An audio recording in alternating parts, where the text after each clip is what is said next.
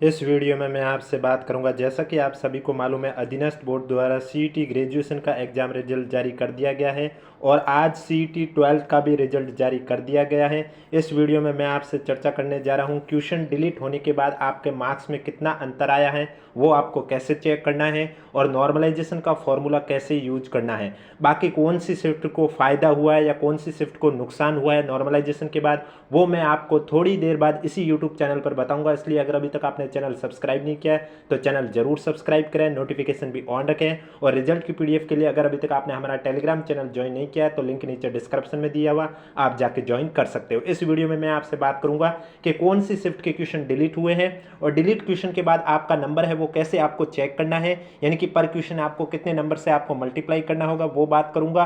और नॉर्मलाइजेशन का फॉर्मूला आपको कैसे यूज करना है, बाकी कौन सी कैटेगरी को नॉर्मलाइजेशन में फायदा या नुकसान हुआ है वो मैं आपको इसी यूट्यूब चैनल पर थोड़ी देर बाद बताऊंगा। इसलिए अगर अभी तक आपने चैनल सब्सक्राइब नहीं किया तो चैनल जरूर सब्सक्राइब करें और नोटिफिकेशन भी ऑन रखिए। और कोई भी डाउट है तो नीचे कमेंट बॉक्स में बताइए हमें, हम जरूर आपकी प्रॉब्लम सॉल्व करेंगे। स्कोर कार्ड आज जारी नहीं हुआ है, स्कोर कार्ड आपके 20 फरवरी को जारी होंगे। यहाँ पर भले ही ऐसा लिखा हुआ है कि स्टूडेंट अपने प्राप्तांक अपनी एसएसओ आईडी पर देख सकते हैं, लेकिन जो स्कोर कार्ड है वो आपके 20 फरवरी को जारी हो जाएंगे। तो आप देख सकते हैं यहाँ स्क्रीन पर स्पष्ट रूप से लिखा हुआ है, समान पात्रता परीक्षा यानी कि सीईटी सीनियर सेकंड स्तर 2024 परीक्षा परिणाम बोर्ड द्वारा राजस्थान अधीनस्थ और लिपिक वर्गीय सेवा समान पात्रता परीक्षा सीईटी 2022 यथा संशोधित के अंतर्गत विभिन्न सेवा हेतु समान पात्रता परीक्षा सीनियर सेकंड स्तर 2024 के लिए विज्ञापन संख्या 11/2024 यानी कि 2024 का जो एडवर्टाइजमेंट 11वां नंबर का था वो आपका सीईटी 12 का ही था। इसका दिनांक 29 अगस्त 2024 जारी कर ऑनलाइन आवेदन आमंत्रित किए गए थे। उक्त परीक्षा का आयोजन 22 अक्टूबर 2024, 23 अक्टूबर 2024, 24 अक्टूबर 2024 को दो कुल 6 चरणों में किया गया। यानी इस परीक्षा का आयोजन आपके 22, 23 और 24 अक्टूबर को किया गया था। टोटल 6 चरणों में किया गया है। अब इन 6 चरणों में कौन से चरण को नॉर्मलाइजेशन के बाद फायदा हुआ है तो कितना फायदा हुआ है, कौन से चरण को नॉर्मलाइजेशन के बाद नुकसान हुआ है तो कितना नुकसान हुआ, ये सभी चर्चा में थोड़ी देर बाद आपको इसी यूट्यूब चैनल पर देखने को मिलेगी। इसलिए अगर अभी तक आपने चैनल सब्सक्राइब नहीं किया है तो चैनल जरूर सब्सक्राइब करें। आगे लिखा हुआ है, इसी क्रम में उक्त परीक्षा में उपस्थित स्टूडेंट के प्राप्तांकों के आधार पर उत्तीर्ण स्टूडेंट की सूची तैयार की गई है। यानी कि जो स्टूडेंट के प्राप्तांक है उसके आधार पर उत्तीर्ण स्टूडेंट की सूची भी तैयार कर दी गई है। स्टूडेंट अपने प्राप्तांक अपनी एसएसओ आईडी पर देख सकते हैं, लेकिन आज आप नहीं देख सकते, ये आप 20 फरवरी से देख सकते हैं। सीईटी ग्रेजुएशन के अंक तालिका आपके आज जारी कर दी जाएगी, लेकिन 12th का है ये आपके 20 फरवरी को जारी की जाएगी। समान पात्रता परीक्षा 2024 में विलोपित प्रश्नों का विवरण, प्राप्तांकों की गणना करने और नॉर्मलाइजेशन करने का सूत्र क्रमशः निम्नानुसार है। तो सबसे पहले तो मैं आपके बात करूंगा कौन सी शिफ्ट के क्वेश्चन डिलीट हुए तो कितने डिलीट हुए हैं, कौन सी शिफ्ट में क्वेश्चन एक भी डिलीट नहीं हो उसके बारे में चर्चा करूंगा। उसके बाद बात करूंगा आपके डिलीट क्वेश्चन होने के बाद आपको अपने मार्क्स में कितना फर्क आ रहा है और आपको वापस से अपना स्कोर कार्ड चेक करना है तो कैसे चेक कर सकते हो उसके बारे में चर्चा करूंगा। और नॉर्मलाइजेशन का फॉर्मूला आपको कैसे यूज करना है। इसलिए वीडियो को बिना स्किप किए कंप्लीट देखें और वीडियो पसंद आ रहा तो एक बार वीडियो को लाइक कर लीजिए, चैनल भी जरूर सब्सक्राइब कर लीजिए। 1 नंबर पॉइंट में स्पष्ट रूप से लिखा हुआ है, उक्त परीक्षा दिनांक 22, 23 और 24 अक्टूबर को दो पारियों अर्थात कुल 6 पारियों में करवाई गई थी। उक्त सभी पारियों में विलोपित प्रश्नों का विवरण निम्नानुसार है। तो सबसे पहले मैं बात करने जा रहा हूं जिनका एग्जाम सीईटी 12 का 22 अक्टूबर को फर्स्ट शिफ्ट में हुआ था, यानी कि मॉर्निंग की शिफ्ट में 22 अक्टूबर को जिनका भी पेपर हुआ था उनके पेपर में मैं बता देता हूं टोटल आपके 150 क्वेश्चन थे, उसमें से आपके 2 क्वेश्चन डिलीट हुए हैं। प्रत्येक क्वेश्चन 2 नंबर का है, यानी कि 300 नंबर का पेपर है सभी शिफ्टों के लिए। कुछ शिफ्टों में ऐसा भी आपने देखा था प्राप्तांक 100 लिखा था, लेकिन वो 100 नहीं है, आपके 300 नंबर का ही पेपर है सभी शिफ्टों का। तो आपके इसमें 2 क्वेश्चन डिलीट हुए। अब आपके पास जो पेपर है उसमें वो 2 कौन से के हैं, अगर आपको चेक करने हैं तो आप ऐसे चेक कर सकते हो। जैसे यहाँ सीरीज के सैंपल दे रखे हैं 12, इनमें से आपके पास जो पेपर है उसमें कौन सा चिन्ह है।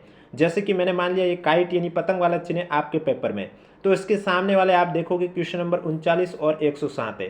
तो जिनके पेपर का सैंपल ये पतंग वाला है तो उनके क्वेश्चन नंबर 39 और 160 डिलीट किया हुआ है। इसी तरह आपको अपने क्वेश्चन पेपर के ऊपर जो सीरीज का चिन्ह दे रखा है उसके सामने आपको देखने हैं कौन से क्वेश्चन 2 है वो डिलीट हुए। अब ये 2 क्वेश्चन डिलीट हुए हैं, इन 2 क्वेश्चन के जो मार्क्स है वो बाकी के क्वेश्चन के साथ किस तरह से बांटे जाएंगे उसके बारे में भी इस वीडियो में चर्चा करूंगा, इसलिए वीडियो को बिना स्किप किए कंप्लीट देखें। इसके बाद जिनका एग्जाम 22 अक्टूबर को सेकंड शिफ्ट यानी कि इवनिंग वाली शिफ्ट में जिनका भी पेपर था उनका एक भी क्वेश्चन डिलीट नहीं हुआ। यानी कि 150 के 150 क्वेश्चन है वो वैलिड माने गए हैं, उनका एक भी क्वेश्चन डिलीट नहीं हुआ। इसके बाद जिनका एग्जाम 23 अक्टूबर को मॉर्निंग की शिफ्ट में एग्जाम था, यानी कि थर्ड शिफ्ट, 23 अक्टूबर को जिनका भी मॉर्निंग की शिफ्ट में पेपर था, तो उनको भी मैं बता देता हूं, उनका भी एक भी क्वेश्चन है वो डिलीट नहीं हुआ है, यानी कि 150 के 150 है वैलिड क्वेश्चन माने गए हैं। इसके बाद जिनका एग्जाम 23 अक्टूबर को इवनिंग शिफ्ट में जिनका एग्जाम था, यानी कि फोर्थ शिफ्ट, 23 अक्टूबर को इवनिंग शिफ्ट में जिनका भी पेपर था, उन्हें मैं बता देता हूं, उनके भी 2 क्वेश्चन डिलीट हुए हैं। अब वो अपने सीरीज जो पेपर है आपके पास, उसके ऊपर इन्हीं में से एक आपका सीरीज चिन्ह होगा, उसके सामने आपके, जैसे कि मैंने मान लिया त्रिभुज है, मेरे पास जो पेपर है उसके ऊपर चिन्ह त्रिभुज का है, तो इसके सामने आप देख सकते हैं 62 और 102 नंबर क्वेश्चन को डिलीट किया गया।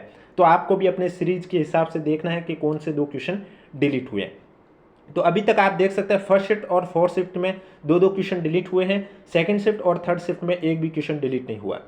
और पांचवी शिफ्ट, यानी कि जिनकी परीक्षा का आयोजन 24 अक्टूबर को मॉर्निंग में किया गया था, उन परीक्षा में एक क्वेश्चन डिलीट हुआ है। 150 में से 149 वैलिड क्वेश्चन है, एक क्वेश्चन डिलीट हुआ है। वो क्वेश्चन डिलीट कौन सा हुआ, आप सीरीज के सामने से देख सकते हैं, क्वेश्चन नंबर लिखा हुआ, जो भी आपके पास परीक्षा का सेट है उन्हीं सेट में आपको इसके सामने देखना है, जो पर्सन नंबर है वो आपका डिलीट हुआ है। इसके अलावा जिनकी लास्ट शिफ्ट थी, यानी कि छठी शिफ्ट थी, 24 अक्टूबर को इवनिंग शिफ्ट में जिनका एग्जाम था, उनका भी एक क्वेश्चन डिलीट हुआ है, वो भी अपने सीरीज चिन्ह के सामने देख सकते हैं कौन सा क्वेश्चन वो एक डिलीट हुआ है। तो इस तरह से आप देख सकते हैं 6 में से 2 शिफ्ट ऐसी है जिनका एक भी क्वेश्चन डिलीट नहीं हुआ है, 2 शिफ्ट ऐसी है जिनके 2-2 क्वेश्चन डिलीट हुए हैं, और 2 शिफ्ट ऐसी है जिनका एक-एक क्वेश्चन डिलीट हुआ है। अब आपको मार्क्स का फॉर्मूला कैसे यूज करना है, तो जैसे कि आप देख सकते हैं स्क्रीन पर स्पष्ट रूप से लिखा हुआ है कि सभी स्टूडेंट के प्राप्तांकों का आकलन बोर्ड द्वारा अनुमोदित निम्न सूत्र से किया गया। Total marks of a candidate equal to sigma of R Q into K F minus maximum marks into not attempt question upon total number of a question into 3। Sigma यह सभी का जोड़ है। अब पेपर में नेगेटिव मार्किंग तो थी नहीं, इसलिए डब्ल्यू क्यू का उल्लेख कहीं पर भी नहीं किया। आर क्यू यानी राइट क्वेश्चन, की एफ यानी की फैक्टर होता है जिसका एक अलग से फॉर्मूला दे रखा होता है, की factor equal to maximum marks upon total number of a question into total number of a question upon number of a valid question. तो अब आपको ये मार्क्स का फॉर्मूला कैसे यूज करना है, अगर आपने भी पेपर में सभी के सभी क्वेश्चन अटेम्प्ट किए हैं तो आप ये पार्ट सोल्व नहीं करोगे तो भी आपका काम चल जाएगा। आपको क्या करना होगा, की फैक्टर की वैल्यू निकालनी है। अब की फैक्टर की वैल्यू जिनके शिफ्ट में एक भी क्वेश्चन डिलीट नहीं हुआ है उनके लिए तो की फैक्टर की वैल्यू 2 आएगी, और बाकी जिनके क्वेश्चन डिलीट हुए वो आपको निकालने होंगे। कैसे, मैं आपको बता देता हूँ। जैसे पहले मैं बता देता हूँ जिनके एक भी क्वेश्चन डिलीट नहीं हुए उनके की फैक्टर की वैल्यू 2 कैसे आ रही है। तो आप देख सकते हैं यहाँ लिखा हुआ मैक्सिमम मार्क्स, मैक्सिमम मार्क्स में मैंने लिखा 300 upon total number of a question, आपके पेपर में 150 क्वेश्चन थे, into total number of a question, आपके पेपर में 150 क्वेश्चन थे, upon number of a valid question, यानी कि डिलीट क्वेश्चन हो जाते उसके बाद जो बचे क्वेश्चन है वो वैलिड क्वेश्चन। अब जैसे मैंने कहा जिनके एक भी क्वेश्चन डिलीट नहीं हुए उनके की फैक्टर 2 आएगी। वो कैसे, जिनका एक भी क्वेश्चन डिलीट नहीं हुआ उनके वैलिड क्वेश्चन की संख्या 150 की 150 मानी जाएगी। तो जब इसको सॉल्व करोगे तो आप देखोगे यहाँ वैल्यू आ रही है 2। तो जिनका एक भी क्वेश्चन डिलीट नहीं हुआ उन सभी का की फैक्टर की वैल्यू आ रही है 2। अब जिनके 2 क्वेश्चन डिलीट हुए तो वो स्टूडेंट क्या करेंगे, इसी फॉर्मूले में आपको बस इतना करना है, maximum marks 300, total number of question 150, total number of question 150। अब वैलिड क्वेश्चन की जगह जिनके 2 क्वेश्चन डिलीट हुए उनको यहाँ 148 लिखना होगा, और जिनका एक क्वेश्चन डिलीट हुआ उन्हें यहाँ 149 लिखना होगा, और इससे सॉल्व कर देना है। जो वैल्यू आई उसमें आपने जितने क्वेश्चन सही किए उससे आपको मल्टीप्लाई करना है। और अगर आपने पेपर में ऐसा भी कोई क्वेश्चन है जिसमें कोई गोला नहीं भरा रह गया हो, अब अगर ऐसा आपके 15 से ज़्यादा संख्या है क्वेश्चन की तो आपका रिजल्ट रिजेक्ट हो जाता है। 15 से कम है तो आपका पर क्वेश्चन के हिसाब से 1/3 नंबर कट हो जाता है। वो कैसे कट होता है, जैसे कि आप इस फॉर्मूले में देख सकते हो। अब मैंने मान लिया मेरी शिफ्ट में एक भी क्वेश्चन डिलीट नहीं हुआ, 100 क्वेश्चन राइट हुए थे, तो मैंने लिख लिया राइट क्वेश्चन की संख्या 100 इंटू की फैक्टर की वैल्यू 2। इसके बाद आप देख सकते हैं मैक्सिमम मार्क्स, यानी कि पेपर 300 नंबर का था। अब मैंने ये भी कहा मैंने 150 के 150 में गोले भरे, यानी कि खाली नहीं छोड़ा, तो मैं यहाँ 0 लिखूंगा। Total number of question 150 into 3। अब 0 को किसी भी संख्या से आप मल्टीप्लाई करोगे तो आपका आंसर क्या आएगा, 0 ही आएगा। तो ये मेरा पार्ट पूरा कट हो जाएगा। और अगर आपने अपने शिफ्ट में 2, 3 जितने भी, माना कि 3 क्वेश्चन आपने खाली छोड़े, तो यहाँ आप 3 लिखोगे, तब 3 से 3 कटेगा, 150 300 कटेगा 2 बार, तो यहाँ से आपको फिर 200 में से 2 घटाने होंगे, 198 आपके मार्क्स होंगे।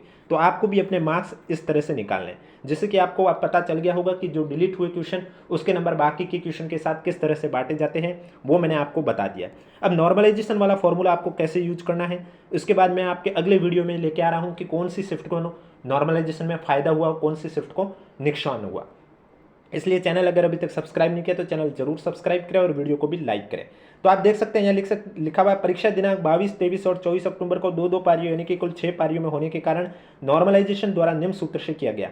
नॉर्मलाइजेशन का फॉर्मूला आप देख सकते हैं यहाँ लिखा हुआ है SIJ equal to M plus XIJ minus MI upon sigma into sigma. यहाँ M और सिग्मा की वैल्यू सभी शिफ्टों के लिए कॉमन है, यानी कि M और सिग्मा के लिए सभी शिफ्ट, आपकी कोई भी शिफ्ट हो, सभी शिफ्ट के लिए M की वैल्यू 125.09337 है और सिग्मा की वैल्यू 33.3331313 है। और इसी के आधार पर जो XIJ है ये आपका स्कोर कार्ड है, यानी कि जो अभी मैंने आपको ऊपर फॉर्मूला दिखाया है उस फॉर्मूले से जो आपके मार्क्स है वो आपको यहाँ पुट करने हैं XIJ में। आप देख सकते हैं यहाँ स्पष्ट रूप से लिखा हुआ भी है डिटेल में, जैसे कि SIJ का लिखा हुआ है score of the J candidate of I shift, यानी कि नॉर्मलाइजेशन के बाद जो आपका स्कोर है वो SIJ। M यानी mean of combined score, sigma यानी standard deviation of combined score, यानी कि सभी शिफ्टों के लिए जो कंबाइंड स्कोर है और स्टैंडर्ड डेविएशन वैल्यू है वो है सिग्मा और कंबाइंड स्कोर है M। तो M और सिग्मा की वैल्यू सभी शिफ्ट के लिए कॉमन है। तो बदलाव किसमें है? बदलाव हो रहा है MI और सिग्मा आई की वैल्यू। यहाँ देख सकते हैं XIJ यानी कि raw score of J candidate of the I shift, यानी कि आपकी शिफ्ट में आपका जो स्कोर बना है वो। MI यानी mean of row score of I shift, यानी कि आपकी शिफ्ट का जो रो स्कोर है वो है MI। सिग्मा आई यानी standard deviation of row score, आपकी शिफ्ट का स्टैंडर्ड डेविएशन वैल्यू है सिग्मा आई। तो अब यहाँ पर आप देख सकते हैं MI और सिग्मा आई सभी शिफ्ट के लिए अलग अलग है। अब आपको कौन सी शिफ्ट की चेक करनी है उसके आधार पर आप देख सकते हैं MI की वैल्यू, जैसे कि 22 तारीख को जिनका मॉर्निंग शिफ्ट में एग्जाम था उनका 132.38098 वैल्यू दे रखी है। इसी आधार पर आप देख सकते हैं 22 तारीख की इवनिंग शिफ्ट का हुआ, 23 का मॉर्निंग शिफ्ट हुआ, 23 का इवनिंग शिफ्ट हुआ, 24 का मॉर्निंग शिफ्ट हुआ या 24 का इवनिंग शिफ्ट हुआ। MI की वैल्यू, सिग्मा आई की वैल्यू सभी शिफ्टों के लिए अलग अलग है। तो कॉमन क्या है? M और सिग्मा की वैल्यू। तो अब आपको ये फॉर्मूला कैसे यूज करना है मैं नेक्स्ट वीडियो में बता दूंगा आपको यूज करके भी, और किस शिफ्ट को फायदा हुआ किस शिफ्ट को नुकसान हुआ वो मैं नेक्स्ट वीडियो में लेके आ रहा हूँ। इसलिए अगर अभी तक आपने चैनल सब्सक्राइब नहीं किया है तो चैनल जरूर सब्सक्राइब करें, नोटिफिकेशन भी ऑन रखिए। और इसके अलावा यहाँ पर स्पष्ट रूप से लिखा हुआ नोट में भी कि दिनांक 22 व 23 अक्टूबर की परीक्षा में दोनों पारियों के प्रश्न पत्रों में पूर्णांक 100 अंक अंकित किए गए थे। यानी कि 22 और 23 अक्टूबर को जिनका भी पेपर हुआ था उसमें आपने पेपर में देखा था पूर्णांक 100 अंक लिखा हुआ था। दिनांक 24 अक्टूबर को प्रथम पारी में पूर्णांक 100 अंक तथा द्वितीय पारी में पूर्णांक 300 अंक अंकित किए गए थे, जबकि विज्ञप्ति में प्रश्न पत्र का पूर्णांक 300 अंक निर्धारित है। अतः सभी प्रश्न पत्रों में अंकों की गणना पूर्णांक 300 मानते हुए की गई। यानी कि यहाँ बोर्ड का कहना है कि आपने देखा होगा पेपर में आपके लिखा हुआ था 100 अंक, जबकि वो गलत है। सभी पेपर आपके 6 की 6 शिफ्ट है उसमें सभी के अंक है वो 300 में से ही निकाले गए हैं।